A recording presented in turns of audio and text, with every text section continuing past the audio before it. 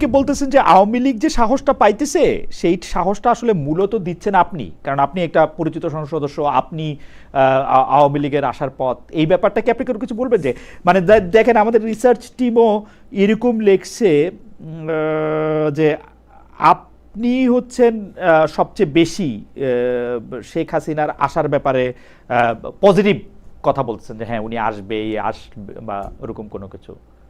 ভাই, ভাই শুনেন, হ্যাঁ, আমি বাংলাদেশের খুবই ক্ষুদ্র একজন রাজনৈতিক কর্মী, হ্যাঁ, but at the same time আমি একজন লয়ার হুম, হুম, এবং আমার পরিবারের একটা রাজনীতির ইতিহাস আছে। সো আমি একজন পলিটিক্যাল ফ্যামিলির সন্তান হিসেবে আমি চিন্তা করি আমি ওই জায়গায় থাকলে আমি কি করতাম। সো ও, এই জন্য আমি বলছি কমন সেন্স বলে শি উইল বি ব্যাক। এটা আমার কমন সেন্স বলে। তিনটা কারণ আমি আপনাকে বলে দিচ্ছি এখনই কেন আমি বলেছি। আচ্ছা চটচট করে এক বলে দেন। হচ্ছে জি। হচ্ছে ওনার রাজনীতির একটা দীর্ঘ ইতিহাস এবং ত্যাগের ইতিহাস আছে ওনার পরিবারের। হুম, ওনার পুরো পরিবারকে এক রাতে মেরে ফেলা হয়েছে পলিটিক্যাল কারণে। হুম, দুই হচ্ছে ওনার নিজের ত্যাগ আছে সরকারি দল বিরোধী দল হিসেবে এবং ওই পরিবারের একজন বেঁচে যাওয়া সদস্য হিসেবে।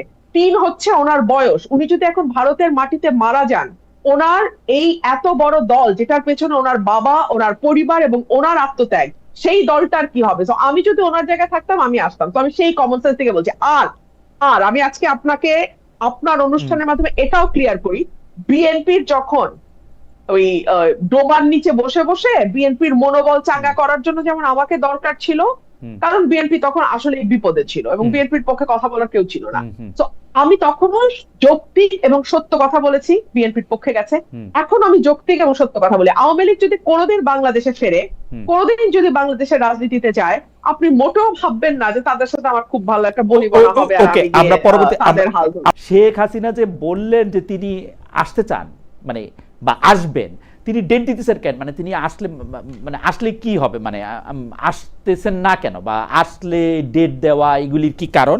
ক্ষমার কথাটা আমি একটু হাসনাত ভাইয়ের সাথে যোগ করি। 96 সালে আমারও মনে আছে শেখ হাসিনা বলেছেন যদি অতীতে কোনো ভুল হয়ে থাকে আমরা ক্ষমা চাচ্ছি, একবার সুযোগ চাই। এক্স্যাক্টলি, আমি যদি if correct me if I am wrong, hmm, এইভাবেই শেখ হাসিনা ভোট চেয়েছিলেন যে হুম, যদি আমাদের ভুল হয়ে থাকে হুম, তাহলে আমরা ক্ষমা চাচ্ছি, আমাদের একটা সুযোগ দেন। আচ্ছা, এইবার কেন এটা বলছে না? এইবার কেন বলছে না জানেন খালেদ ভাই? মনে করে দেখেন তো, 5th অগস্টের পর পর আওয়ামী লীগ কিন্তু দীর্ঘ সময় কোনো আওয়াজ তোলে নাই। হুম, এরপরে আস্তে আস্তে আওয়ামী লীগ সমর্থক যেই আহ সাংবাদিকরা আছেন বা যারা হয়তো মিডিয়াতে কাজ করেন, তারা একটু একটু একটু একটু একটু একটু করে ঘুরিয়ে ঘুরিয়ে বিভিন্ন কথা বলা শুরু করলেন এবং তারা এই কথাটা খুব আস্তে আস্তে আওয়াজটা বাড়া শুরু হলো তখন যখন দেখা গেল যে বাংলাদেশে একটা বিন্দু পরিমাণ সুশাসন গত 2 বছরে কোনো সরকার কায়েম করতে ওকে, পারে নাই।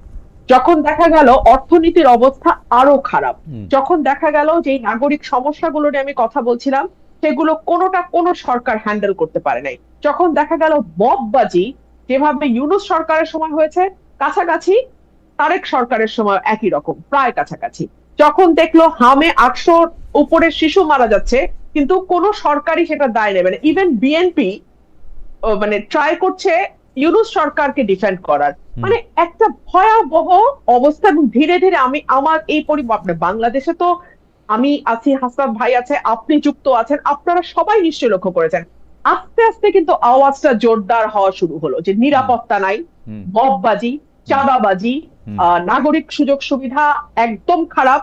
এবং শেখ হাসিনার সময় অন্তত আমি কথা বলি আমার উপরে বিপদ আসবে, হাসনাত কায়ুম ভাই কথা বলবে হাসনাত কায়ুম ভাইয়ের উপর বিপদ আসবে, কিংবা আরেকজন আন্দোলন করতে নামবে তার উপর বিপদ। কিন্তু যেই মানুষটা মধ্যবিত্ত, যে মানুষটা প্রাইভেট অফিসে চাকরি করে, প্রাইভেট একটা চাকরি করে 1 লাখ বা 80,000 টাকা বেতন পায়, তার জীবনটা তো নিরাপদ ছিল খালেদ ভাই। হুম। তার তো নিরাপত্তা নিয়ে কোনো টেনশন ছিল না, সে তো নিশ্চিন্তে রাতে ঘুমাইতে পারতো বাসায়, সে তো বাজারে গিয়ে অন্তত মানে দৈনন্দিন বাজারটা মোটামুটি না কিন্তু আপনি তো করে এটা আনতে আপনি তো পারতো আপনি তো নির্বিঘ্নে। কিন্তু আপনি তো বেশিরভাগ না, আপনি তো একটা স্বাভাবিক অবস্থার কথা বলতেছেন, কিন্তু মানুষ তো আসলে বিপদে পড়ে, তার চিকিৎসা, জরুরি চিকিৎসা প্রয়োজন হয়, তার বিরুদ্ধে তার কোনো একটা মামলা পরিচালিত হতে পারে তার আপন ভাই কর্তৃক বা নেইবার কর্তৃক, মানে যে কোনো কিছু যেটা বোল্ড ফ্রম দ্য ব্লু, একদম সাধারণ মানুষেরও এরকম নানা ধরনের ঘটনা ঘটে, তখন তো সে দেখতো যে সে বিচার পায় না, পুলিশ তার পক্ষে কথা বলে না, সে যদি আওয়ামী লীগ না করতো বা বিএনপি না করতো তাহলে তার আসলে কোনো জায়গা নাই বাংলাদেশে। সঠিক।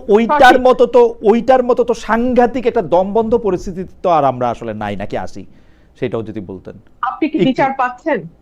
ও আচ্ছা। গত কয়েক মাসের আইন শৃঙ্খলা পরিস্থিতি আমি সংসদে তুলে ধরেছি। হুম কয়টা ঘটনার বিচার? আপনি আসেন, মামলা আগেও আমরা দেখেছি বিএনপির নেতা কর্মীদের নাম হরে দরে সবার নাম দিয়ে লাস্টে 100 অজ্ঞাতনামা, এবং সেই 100 ও থেকে একই 500 মানে আপনি বলতে অজ্ঞাতনামার চাচ্ছেন যে মধ্যে একই রকম আছে, তাহলে বলতে পারে না আপনি একটু একই রকম আছে, তাহলে আমরা কি এইটা হাসদ না, খানের কাছে শুনবো যে একই রকম আছে কিনা, বা দুর্ভোগটা একই রকম আছে। দুর্ভোগ একই রকম? দুর্ভোগটা একই রকম আছে। সেই মামলা বাণিজ্য, সেই শোন অ্যারেস্ট, সেই মানে ঘটনা ঘটুক না ঘটুক বিরোধী দলের নামে মামলা, সেগুলো চলতেছে। On the top of that যুক্ত হয়েছে ভয়াবহ রকম চাঁদাবাজি, নিরাপত্তাহীনতা, যুক্ত হয়েছে আইন শৃঙ্খলা পরিস্থিতির অবনতি। এগুলো হচ্ছে নিউ এডিশন। ওকে, তো মানুষ তো এখন বলতে বাধ্যই হবে, এবং এটা তো আওয়ামী লীগকে একটা সাহস দেবে যে ও আমাদের তো পাল্টাইছিলা, তো কোন বেটার প্রোডাক্টটা তোমরা পেলা। অনেক চাইবো যে শেখ হাসিনার এই সংবাদ সম্মেলন বাংলাদেশের রাজনীতিতে এর গুরুত্ব, যেই সংবাদ সম্মেলনে উনাকে আবার দেখা যায় নাই, এখন দেখা না যাওয়া সম্পর্কে আমি আর কি বলবো, তো ওই ওই ওই ওইটার রাজনৈতিক গুরুত্ব এবং সরকারের প্রতিক্রিয়া, এই দুইটা নিয়ে যদি আপনি একটু বলেন। যে এইটাতে দুই দলই মোটামুটি বেনিফিটেড হয়েছে। আওয়ামী লীগ বেনিফিটেড হয়েছে কারণ এখন এই ইস্যুটা নিয়ে বেশ 2 দিন ধরে উত্তাল হয়ে আছে, 2 দিন কেন, এর আগের থেকেই। আর বিএনপি বেনিফিটেড হচ্ছে কারণ আমরা এখন ভয়াবহ গ্যাস সংকট, যেটা আমি আমার প্রথম আলোচনা একটু বলার সুযোগ পেয়েছিলাম, ভয়াবহ গ্যাস সংকট। আমি গ্রামে থাকি, সপ্তাহে 3 দিন খালেদ ভাই 12 থেকে 14 ঘন্টা গ্রামে কারেন্ট থাকে না। এরপরে তো আছে জিনিসপত্রের অস্বাভাবিক দাম, এরপরে আছে নানান রকম নাগরিক সমস্যা। এগুলো কোনো কিছু নিয়ে কথা না বলে আমরা এখন আলাপ করছি শেখ হাসিনাকে নিয়ে। আপনি আমাকে বলেন, গত 2 বছরে শেখ হাসিনার অসংখ্য অসংখ্য অডিও ফোন আলাপ ইয়ে হয়ে গেছে না, লিক হয়েছে না, বা ইচ্ছাকৃতভাবে লিক করা হয়েছে না? সেটার সাথে এই এই কনফারেন্সের ডিফারেন্সটা কোথায়? আমি কিন্তু কোনো ডিফারেন্স নাই, কোনো ডিফারেন্স নাই। উনি আসবেন, মানে আমি কোনো ডিফারেন্স দেখি নাই, আসলে একই কথা, না কোনো ডিফারেন্স নেই, রাইট? কোন ডিফারেন্স? আচ্ছা, জুলাইটা কোন পার্টিকুলার পলিটিক্যাল পার্টির রাজনৈতিক আদর্শ বাস্তবায়নের লড়াই ছিল না। ইনিশিয়ালি এই লড়াইটা ছিল বৈষম্যের বিরুদ্ধে। বৈষম্য শব্দটিকে আপনি চাকরিতে কোটার মধ্যেও আটকে ফেলতে পারেন, আবার এই শব্দটির অনেক ব্যাপক বিস্তৃত অর্থ দিয়ে এই শব্দটিকে আপনি অনেক দূর পর্যন্ত নিয়ে যেতে পারেন। এটা নির্ভর করবে যে যেভাবে বিষয়টিকে দেখতে চায়। আমার কাছে জুলাইটাকে মনে হয়েছে এটা প্রথমত কোনো সরকার পরিবর্তনের আন্দোলন ছিল না। অর্থাৎ একটা সরকারের বদলে কেবল আরেকটি সরকার আসবে, এর বাইরে আর যা যেভাবে চলছে সেভাবেই চলবে, এই স্বপ্ন নিয়ে অন্তত আমি রাস্তায় নামি নাই জুলাইতে। আমার যেটা স্বপ্ন ছিল, আমার মনে হয় আমার মতো আরো লক্ষ লক্ষ তরুণের একই স্বপ্ন ছিল, যে বাংলাদেশে একটা প্রকৃত অর্থে জনগণের ক্ষমতায়ন ঘটবে এবং একটা সহি নির্বাচনের মাধ্যমে আমরা মোটা দাগে, যেটা 90 উত্তর একটা মোটা দাগের গণতন্ত্র আমরা প্রতিষ্ঠা করতে পেরেছিলাম, জনগণের একটা সরকার আমরা কায়েম করতে পারবো। একই সঙ্গে আমাদের স্বপ্ন ছিল যে যেই অন্যায়গুলো আমরা 15 বছর হতে দেখেছি, সেটা মানবাধিকার লঙ্ঘন হতে পারে, সেটা অর্থনৈতিক ভয়াবহ রকম যেই দুর্নীতি দুঃশাসন হয়েছে সেটা হতে পারে, সেটা গোষ্ঠীতন্ত্র হতে পারে, সেটা নিজস্ব মানুষের হাতে রাষ্ট্রের সকল ক্ষমতাকে পুঞ্জীভূত করা হতে পারে, প্রতিষ্ঠানগুলোকে ভেঙে ফেলে দিয়ে একেবারে সবকিছুকে এক ব্যক্তির হাতে নিয়ে আসবার যে প্রবণতা, সেটা হতে পারে। এই সকল কিছু থেকে আসলে বাংলাদেশের মানুষ মুক্তি চেয়েছিল, এবং এই সকল কিছুকে যদি আপনি এক ফ্রেমে আনেন এবং আপনি যদি রাজনৈতিক দলগুলোর সঙ্গে আলাপে বসেন, প্রাথমিকভাবে এই যে চাওয়াগুলো, বেসিক যে চাওয়াগুলো, এই ব্যাপারে কিন্তু কোনো দল বলতে পারবে না যে এটা আমার রাজনৈতিক দলের আদর্শ না। কোন দল কি বলতে পারবে আমরা ভোট চাই না? কোন দল কি বলতে পারবে যে আমরা মানুষের অধিকারে বিশ্বাস করি না? কোন দল কি বলতে পারবে আমরা একটা বৈষম্যহীন সমাজ নির্মাণ করতে চাই না, কিংবা আমরা দুর্নীতিকে মানে আমরা দুর্নীতিকে গ্রহণ করি? কোন দল তো আসলে এটা বলতে পারবে না। সো আপনি যদি মোটা দাগে জুলাইকে বড় অর্থে দেখেন, বড় ক্যানভাসে আমরা দেখি, তাহলে আমরা দেখবো যে এখন আপনি যদি এটাকে আদর্শের লড়াইটা বলেন, আমি বলবো সেটা একেবারেই ভুল।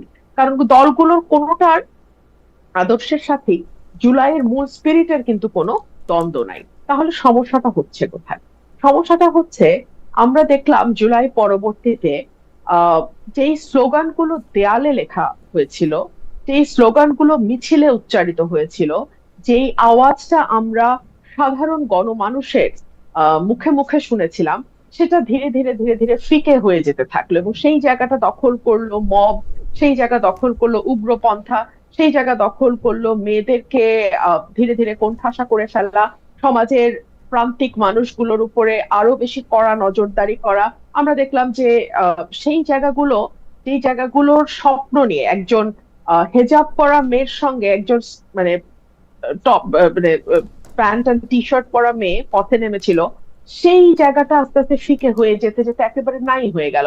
তো জুলাইয়ের প্রথম কয়েক মাসের মধ্যে আমরা বুঝে গেলাম, মানে অগস্টের পরে কয়েক মাসের মধ্যে আমরা বুঝে গেলাম যে এই রাজনৈতিক মাঠে নারীদের অবস্থান ভীষণ রকম নাজুক। এই রাজনৈতিক মাঠে একটা মানে বিশেষ গোষ্ঠীর মতের বাইরে যারা ধর্ম এবং রাজনীতিকে ধারণ করে, তাদের জায়গাটা খুব সীমিত। আমরা বুঝে গেলাম এখানে বিভিন্নভাবে সংখ্যালঘু মানুষের জায়গাটা খুব সীমিত। তো আমার মনে হয় না এটার সাথে আদর্শের কোন রকম কোন সংযুক্ততা আছে। জি খালেদ ভাই।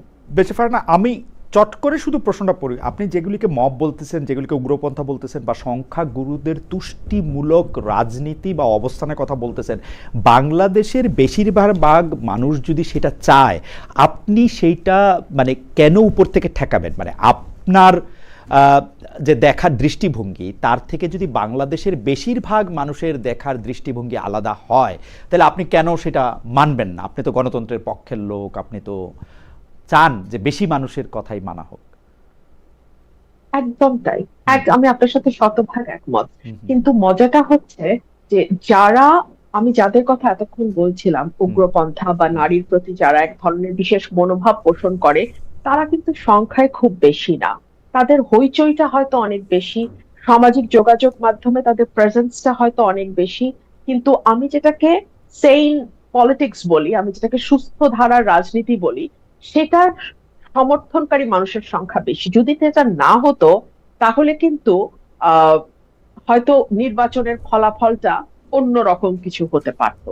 এবং নির্বাচনের আগে আগে কিন্তু সেই ধরনের একটা ভাইবও বাংলাদেশের মাটিতে দেওয়ার চেষ্টা হয়েছে। এবারে নির্বাচনটা এমনকি হইতে পারে না যে তারা বেশি ভোট বিএনপিকে দিছে, কিন্তু তারা বিএনপিকেও সেরকমই দেখতে চায়। মানে বিএনপিকেও একটা সময়, মানে যে বিএনপিকেও তারা একটা, জি I know what you mean. BNP কে এখানে তার রাজনীতিটাকে ঠিক করতে হবে। বিএনপি কি করতে চায়? বিএনপি কি সেন্টার রাইটে যাবে? বিএনপি কি ফার রাইটের দিকে হাঁটা ধরবে? নাকি বিএনপি একেবারে সেন্ট্রিস্ট, যেটা দেশনেত্রী বেগম খালেদা জিয়া এবং শহীদ প্রেসিডেন্ট জিয়াউর রহমানের যেই দল, সেইভাবে বিএনপি তার দলটাকে পরিচালনা করবে? সমস্যা হচ্ছে যে একটা দলের ভেতরে, এবং বিশেষ করে বড় দলগুলোর ভেতরে অনেক রকম মতের মানুষ থাকে। আমি বিশেষ করে বিএনপির ক্ষেত্রে এটা আরো বেশি করে বলবো, বিকজ বিএনপি এবং জামাতের যে মৈত্রী, সেটা কিন্তু দীর্ঘ 25-30 বছরের মৈত্রী। সেই মানে 91 সাল থেকে শুরু হওয়া মৈত্রী, তাই না? মানে 36 বছর, my God, that's a long journey Khaled ভাই, ভেরি লং জার্নি।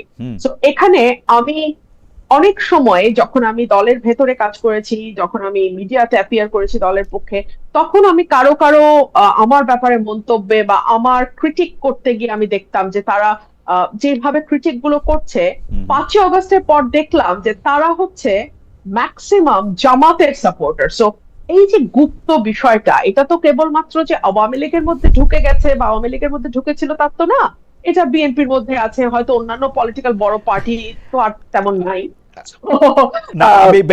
আমি আপনার কাছে আবার আসবো। আমি একটু অ্যাডভোকেট হাসনাত কাইয়ুমকে শুনতে চাই একই বিষয়ে। শুধু আমি এখানে বলে রাখি যে আপনি বিএনপিকে তার রাজনীতিটা ঠিক করতে বলতেছেন, তার মধ্যে সেন্ট্রিস্টের জায়গায় সে আসলে আছে কিনা সেটা আপনি দেখতে বলতেছেন। আপনি বলতেছেন যে বিএনপির সাথে জামায়াতের যে একটা সম্পর্ক ছিল দীর্ঘদিন ধরে, তার কারণেও বেশ কিছু, আপনি গুপ্ত শব্দটা ব্যবহার করেছেন। কিন্তু আমি 2 পয়সাটা একটু দিয়ে রাখি কাইয়ুম ভাই শুরু করার আগে।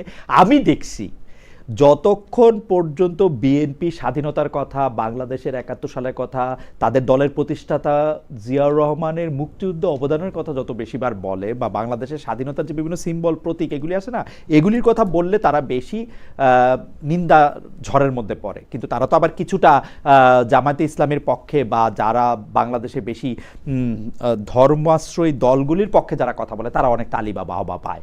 তো সেই ক্ষেত্রে মানে আমি জানি না বিএনপি তার রাজনীতিটা আসলে কি কিভাবে ঠিক করবে বা বিএনপি রাজনীতিটা আসলে কি হবে? খালেদ ভাই, হ্যাঁ। খালেদ ভাই, এখানে এখানে এখানে দেখেন, রাজনীতির দুটো ধারা আমি মোটা দাগে বুঝি। একটা হচ্ছে আইডেন্টিটি পলিটিক্স, আরেকটা হচ্ছে welfare politics. Welfare politics is always very very difficult. আপনাকে সেবা দিতে হবে, মানে 15 দিন যাবৎ ঘরের বাড়িতে চুলা জ্বলবে না, 12 ঘন্টা ইলেকট্রিসিটি থাকবে না। এটা নিয়ে আমরা আসি বেরিসা ফারানা, যে মানে হ্যাঁ, আমি জাস্ট ওই জায়গাটাতে বলছি। এবং বাজারে গেলে 400 টাকার কাঁচামরিচ খাবেন, এটা যদি হয় রাজনীতি, তখন আপনাকে অটোমেটিক্যালি ঝুঁকতে হবে ধর্মের দিকে কিংবা জাতীয়তাবাদের দিকে, কারণ ওটা আপনি সার্ভিস না দিও মানুষকে কানেক্ট করবেন দ্রুত। আচ্ছা, ঠিক আছে, মানে সার্ভিস না দিয়ে আপনি যদি কানেক্ট করতে হয় তাহলে আপনাকে কিছু কথা এবং কিছু মানে আনন্দের জায়গা